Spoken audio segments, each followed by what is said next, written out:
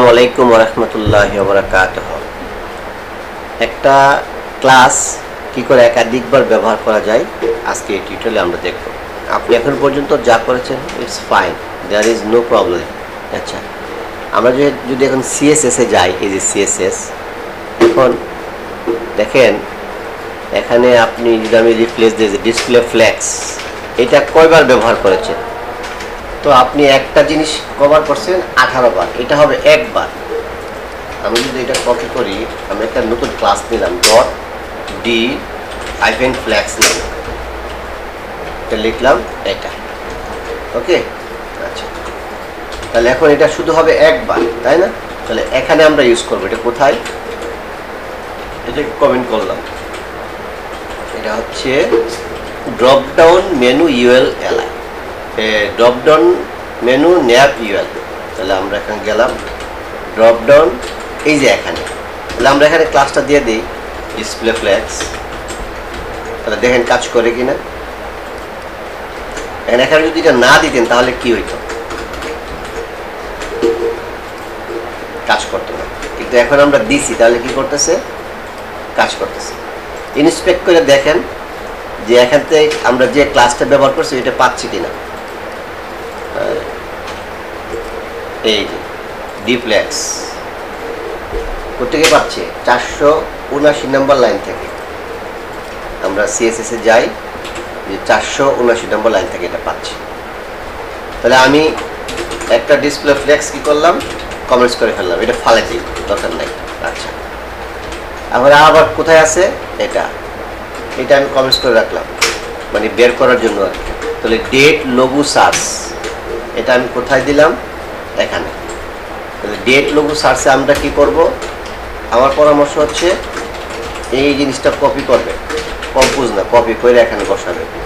তাহলে ডেট সার্চের এখানে এটা কি হচ্ছে, কাজ করছে। আর কোথায় আছে ডিসপ্লে ফ্ল্যাক্স, সার্চ মেনু। তাহলে আমি এটা ফালাই দিলাম, আমি এটা কপি করলাম, কপি করে আমি এটা খুঁজে বের করি কোথায়, সার্চ মেনু। আমরা এখানে রিফ্রেশ দিয়ে দেখি, এই যে এটা কাজ করে নাই। তাহলে এখানে আমরা কি ব্যবহার করব, সার্চ মেনুর এখানে একটা ক্লাস, এটা অবশ্যই কপি করে আনবে। ডিসপ্লে ফ্ল্যাক্স দেখি কাজ করে কিনা, কাজ করছে। তো এইরকম ভাবে আমাদের কি করতে হবে, একটা জিনিস কোনো সময় দুইবার লেখা যাবে না। হ্যাঁ, যেমন এইটা drop down menu part 2 nap UL. তাহলে আমি যদি এটা যাই 2 ন্যাপ ইউএল, এই যে এখানে, তাহলে ক্লাস কি দিব, এটা ফালা দিব।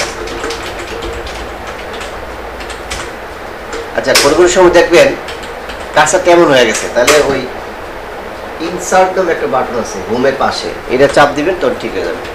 তখন এই যে ডিসপ্লে ফ্ল্যাক্সটা এখানে দিয়ে দিবেন, তাহলে দেখবেন এটা কাজ করবে।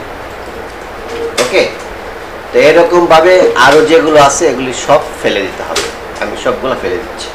আপনি আরেক জায়গায় লিখছেন যে display flax justify content space between, সব জায়গায় যে জাস্টিফাই কন্টেন্ট বিটুইন থাকবে এরকম তো না। তাহলে এটার জন্য আলাদা একটা ক্লাস নেবেন। হ্যাঁ, জাস্টিফাই কন্টেন্ট, এটার জন্য ক্লাস টাইপে নেবেন, যে জাস্টিফাই কন্টেন্ট বিটুইন দিয়ে আপনি এখানে লিখবেন। তখন এটা যে জায়গায় ব্যবহার করছেন তখন এটা জায়গায় ব্যবহার করবেন। ওকে, তো আশা করি আমি আর সব ডিলিট করলাম না, আপনি একটা একটা করে করে নেবেন। হ্যাঁ, থ্যাংক ইউ। এই হলো, শুধু এইটা না, এখন আরও যদি কোনো জিনিস ডাবল থাকে, যেমন আপনি মার্জিন বটম 10 বার আছে, এই যে 25 পিক্সেল এখানেও আছে, আবার এখানেও আছে, এইটা 2 বার নেওয়া যাবে না। তাহলে 25 পিক্সেল কভার আছে, 2 বার আছে, এটা একবার নিবে। এই যে এম বটম 25 তো নেই আছে, তাহলে আবার এটা 2 বার কেন, এই যে এটা মার্জিন বটম এখানেও লিখছেন, আবার এখানেও লিখছেন, এগুলি 2 বার নেওয়া যাবে না, একবার। তাহলে কোডের সাইজ কম হবে, ওয়েবসাইটের স্পিড বাড়বে। থ্যাংক ইউ, আসসালামু আলাইকুম।